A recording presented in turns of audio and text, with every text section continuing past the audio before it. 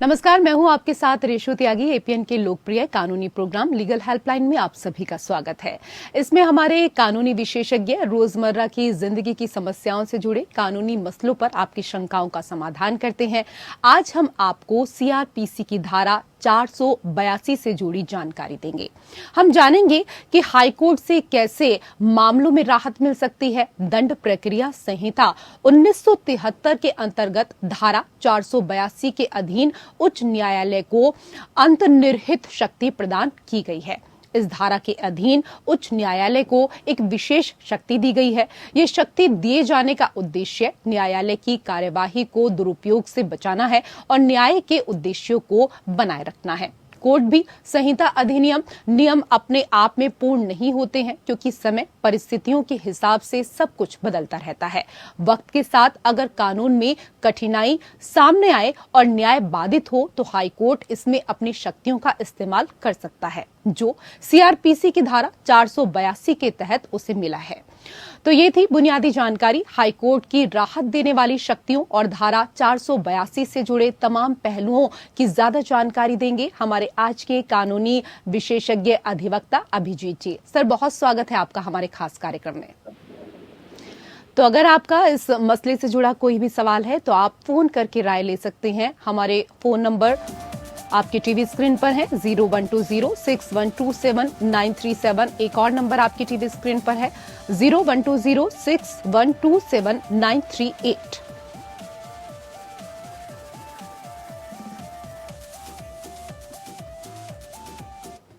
Sir, सबसे पहले हमारे तमाम दर्शकों को सीआरपीसी की धारा 482 क्या कहती है, इसके बारे में समझाइए। इसके प्रावधान क्या कुछ हैं? हमारा प्रोसीड्यूरल लॉ अगर आप बोले तो जी, एक हमारा दो प्रोसीड्योर है। एक है हमारा सिविल प्रोसीड्योर, एक हमारा क्रिमिनल प्रोसीड्योर। तो एक क्रिमिनल प्रोसीड्योर जो है इसके तहत हमारा 482 धारा आते हैं, जहाँ पे हाईकोर्ट की इनहेरेंट पावर दे रखा, where high court can entertain any application for ends of justice। अगर मैं आपको दो बातों में अगर हम इसको बोलना चाहते हैं जी, उसमें से दो बात ये हो है कि high court is giving the authority to use its inherent power to issue any orders required to uphold the goals of justice. इसका मतलब है कि हाईकोर्ट के पास इतना पावर दे रखा ताकि for the ends of justice, मतलब हमारा जो गोल है, विचार व्यवस्था की जो एम है, उसी को पाने के लिए हमें हाईकोर्ट के पास 482 का एक प्रावधान दे रखा, जहां पे हाईकोर्ट के पास to achieve to uphold the justice ये आप दे सकते हैं हाईकोर्ट। और दूसरा क्या है, दूसरा जो है prevent abusing of legal system. अगर कोई गलती से किसी के नाम पे गलत इल्जाम लगा के उन्होंने कोई भी फॉल्स केस बनाया, तो ये फॉल्स केस को नाकारा करने के लिए ये हाईकोर्ट ने 482 में उनका पास पावर दिया कि ताकि उन्होंने फॉर प्रिवेंट ऑफ, उसमें वर्ड लिखे prevent of abusing the legal system. Abusing the legal system को मतलब है कि कोई आदमी अगर चाहे इसका गलत इस्तेमाल करे तो वो कर सकता है। 482 सीआरपीसी में उसमें सेक्शन में यही बोला, the high court is giving the authority to use its inherent power to issue any order required to uphold the goals of justice and to prevent abuse of the legal system under section 482 of the criminal procedure। जी, इसका मतलब क्या है कि अगर हमें to achieve the goal or to prevent the misuse of justice system, इसके लिए 482 में हाईकोर्ट यूज कर सकते। जी सर, दो चीजें हम आपसे समझना चाहेंगे। सीआरपीसी की धारा 482 की जरूरत क्यों पड़ी, एक तो इसको थोड़ा विस्तार से बता दीजिए, और सर धारा 482 किन हालातों में इस्तेमाल की जाती है? देखिए, एक जो है कि मैं 482 की बात मैं दो तरीका से हम बताएंगे। जी एक तो है, देखिए, हमारा 482 की तहत हमारा दूसरी प्राविधान जो है उसका भी हम चर्चा करेंगे। वो क्या है कि हमारा कानून में 438 करके एक प्रावधान है, जहां पे अग्रिम जमानत के लिए मुजरिम दरखास्त कर सकता है सेशन जज के पास या तो हाई कोर्ट में। ये 438 जो है कॉन्करेंट जुरिडिक्शन है। इसमें से 2-3 स्टेट है, जैसे उत्तराखंड, उत्तर प्रदेश, जहां पे एक 438 की प्रावधान है ही नहीं। मैं क्यों बोल रहा था, इसलिए कि आपने मुझे पूछा कि 482 क्यों बनाया गया जी और कहां इस्तेमाल हुआ। जी तो जैसे मैंने आपको बोला कि 438 जो 438 की प्रावधान सीआरपीसी में है अग्रिम जमानत के लिए। अगर ये अग्रिम जमानत की प्रावधान उत्तर प्रदेश या तो उत्तराखंड में नहीं है और किसी एक आदमी के खिलाफ किसी ने एफआईआर दर्ज कराया और पता चला कि ये आदमी के नाम पे इन्होंने फॉल्स केस डाला, जैसे मैंने आपको पहले ही बोला कि 482 की एक एक अहम मुद्दा है कि not to misuse the criminal system. तो ये अगर कोई किसी के नाम पे गलत एफआईआर दर्ज कराया और उसमें से उत्तर प्रदेश में या तो उत्तराखंड में बात मैं कर रहा, इसीलिए कि ये दोनों स्टेट में 438 की प्रावधान है ही नहीं। तो अगर आप मान लो 438 जब प्रावधान है ही नहीं, तो ये जिसके नाम पे एक फॉल्स केस किसी ने एफआईआर दर्ज कराया तो उसको अग्रिम जमानत कैसे मिलेगा। इसीलिए ये लोग क्या करते हैं कि हाई कोर्ट में 482 का प्रावधान डालते हैं, 482 का एक पिटीशन डालते हैं ताकि इसको हाई कोर्ट से एक अग्रिम जमानत के लिए।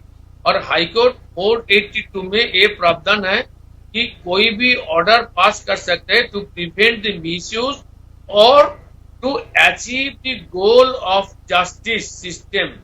तो इसका मतलब क्या हो गया कि जब ये 438 प्रावधान है ही नहीं और किसी को अग्रिम जमानत देना है तो वो 482 में हाई कोर्ट में पिटीशन दाखिल करके और जज को, कोर्ट को बोल सकते हैं कि ये जो एफआईआर है ये मेरा खिलाफ बनाया, ये सरासर गलत है, ये फॉल्स है, ये फेक है।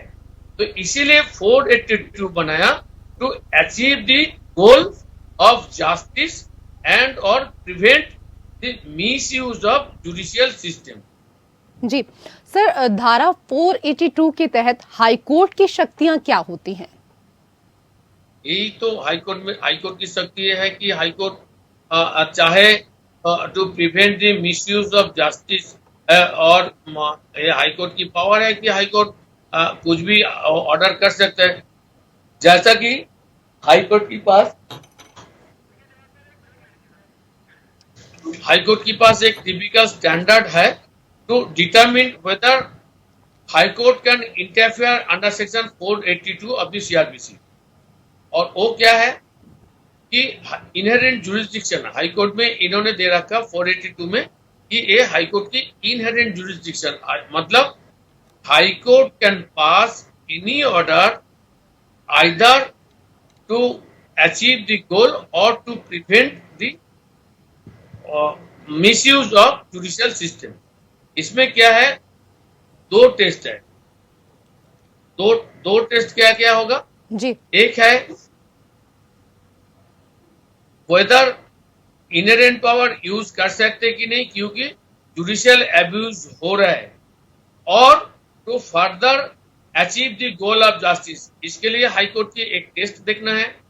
दूसरी क्या है, दी जो इंटिंग्स अथॉरिटी हाईकोर्ट को दिया गया उसमें देखना है कि क्वाशिंग हम डाल सकते हैं कि नहीं। अगर क्वाशिंग किसी ने डाल रहा है तो उसमें ट्रिपल टेस्ट देखना है।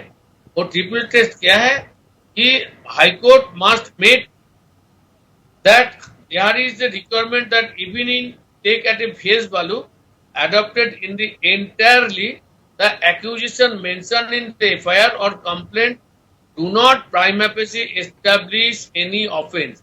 इसका मतलब हाई कोर्ट के पास एक इनहेरेंट पावर दे रखा तो बिफोर क्वाशिंग एन FIR, जैसे मैंने पहले बोला कि FIR किसी के नाम पे गलत और फेक फैक्ट्स में इन्होंने FIR दर्ज किया, तो ये हाई कोर्ट के पास ये पावर इसीलिए दिया गया कि वो देखने के लिए कि एक्विजिशन जो FIR में मेंशन किया है उसी में प्राइमा फेसी मतलब एट दी थ्रेशोल्ड, मतलब FIR देखते हुए जो फैक्ट्स इनमें लिखा है कि वो कोई ऑफेंस या तो कमिट करने के लिए कोई है ग्राउंड, ये देखना है। उसमें ये भी देखना है कि कंप्लेंट जो फाइल किया है वो सचमुच on the basis of any facts, whether a facts is the truth और एनी कंबाइंड असर्शन, ताकि दो चार आदमी इसमें विटनेस भी है जो इसके खिलाफ बोल रहा है, तो वो भी देखना है। तो हाई कोर्ट के पास यही पावर दे दिया कि कोई मिसयूज ना हो जी, कि कोई किसी के खिलाफ कोई FIR दर्ज करा दिया और 3 टेस्ट जो मैंने आपको बोला वो हाई कोर्ट को देखना है कि इसका फेस वैल्यू में FIR जो दर्ज हुआ जी, उसमें सारबुस्त क्या है, सारमन क्या है कि इसमें ऐसा जी। सर फेक FIR को लेकर आपने बात की, इसको हम और भी विस्तार से आपसे समझेंगे। सर अभी जैसे कि फेक FIR को लेकर आप बात कर रहे थे, तो सर फेक FIR दर्ज होने पर धारा 482 के तहत राहत कैसे मिलती है? देखिए, सुप्रीम कोर्ट की काफी सारी जजमेंट है जहां उसमें से लैंडमार्क जजमेंट जो है हमारा वो एक बहुत शानदार वो है Haryana, state of Haryana versus Bhajan Lal की। वो भी 1992 की है। उसमें से भजन लाल जो था उस टाइम हरियाणा के चीफ मिनिस्टर था और ये स्टेट ऑफ हरियाणा भजन लाल के खिलाफ एक केस फाइल किया था और CBI इसका जांच कर रहा था। उसमें से इन्होंने दिखाया कि भजन लाल की नाम पे बहुत सारे मतलब एलिगेशन लगाया था जी, लेकिन ये इसमें था एक complaint was made against bhajan Lal then chief minister of Haryana stating that he had engaged in a number of violation. मतलब भजन लाल के नाम पे उन्होंने लिखा कि इन्होंने जो पोजीशन उनका था एज ए चीफ मिनिस्टर, ये चीफ मिनिस्टर रहते हुए इन्होंने बहुत सारे गलत काम किया, तो इसीलिए उन्होंने CBI ने एक केस दर्ज किया था। तो हाई कोर्ट में उसको हॉल्ट कर दिया और हाई कोर्ट ने उसमें क्या लिखा था, हाई कोर्ट से जब वो ऑर्डर आया था तो सुप्रीम कोर्ट में इसके ऊपर काफी टिप्पणी किया और उसने सुप्रीम कोर्ट में क्या क्या बोला वो मैं आपको पढ़ के सुनाता हूँ। The court establish the following rules for the high court to abide by while using its inherent authority. वहां पे क्या क्या सुप्रीम कोर्ट ने बोला, only when there is no chance that the accused will be found guilty should the ability to quash proceedings be employed। मतलब अगर हमें FIR में सारा साथ देख रहा है कि मुजरिम जो है वो आगे जाके मुजरिम को कन्विक्शन होना ही है, इतने सारे गलत का FIR में फैक्ट्स है, उसी में सुप्रीम कोर्ट ने बोला कि आपने 482 की इस्तेमाल नहीं कर सकते। दूसरी क्या बोला कि the investigation on the matter to appropriate should not be hampered by the use of the power in case when the claims are ridiculous or obviously unlikely the power should not be exercised। अगर हमें FIR में ऐसा कोई power, ऐसा कोई allegation, ऐसा कोई उन्होंने FIR में दर्ज किया कि जो एक्चुअली रिडिक्यूलस मतलब हास्यास्पद है कि जहां पे सारा सार दिख रहा है कि ये कोई केस होता ही नहीं, तो उसी में वो सुप्रीम कोर्ट ने बोला इस तरीके का घटना अगर होगा तो एफआईआर आएगा, तो उसी में एफआईआर को एंटरटेन करना नहीं और वो तुरंत उसको खारिज करना। मतलब हाईकोर्ट को पास ये पावर दे रखा कि to uphold the justice high court can pass such order जहां पे to achieve the goal and to prevent the misuse of justice, जहां पे दिख रहा है। ऐसा सुप्रीम कोर्ट में काफी सारी जजमेंट है और जहां पे 482 के बारे में बोले हैं कि कैसे कैसे हाईकोर्ट की पावर दे रखा। इसके साथ और एक प्रावधान मैं आपको बताऊं जी कि कहां 482 यूज नहीं होता है। जहां पे नहीं होता है वो है, अगर मान लीजिए तो किसी की सारा सर दिख रहा है कि गलती हुआ है और सीबीआई ने एफआईआर दर्ज किया, जैसा काफी सारी एसएससी स्कैम आया अभी हम लोग को देख रहा है कि विभिन्न राज्यों में एसएससी स्कूल सर्विस कमीशन की करप्शन इतना हुआ और नौकरी के नाम पे पैसा लेके इन सबको नौकरी दिलाया और सीबीआई की इंक्वायरी चल रहा है, उसमें ईडी की छप्पा मारा। तो इसी मैटर में सुप्रीम कोर्ट बोला कि आप अचानक 482 नहीं लगा सकते हैं, क्योंकि हमारा मेन टारगेट क्या है, to achieve the goal of justice. अगर इस तरीके के मैटर में अगर हम रोक लगा देंगे तो इसमें मुश्किल यही होगा कि जो असलियत मुजरिम जो है वो उसको पकड़ नहीं पाएगा और उसमें पकड़ नहीं पाएगा तो फायदा क्या हुआ, मुजरिम को भागने का कोशिश सुविधा मिलेगा। तो ये सुप्रीम कोर्ट ने माना कर दिया कि ऐसा हालत में आप इसको अप्लाई नहीं कर सकते। ठीक है सर। सर आज के विषय पर इतनी अहम जानकारी देने के लिए आपका बहुत बहुत शुक्रिया। और इसी के साथ हमारे खास कार्यक्रम लीगल हेल्पलाइन में मेरे साथ फिलहाल इतना ही। नमस्कार।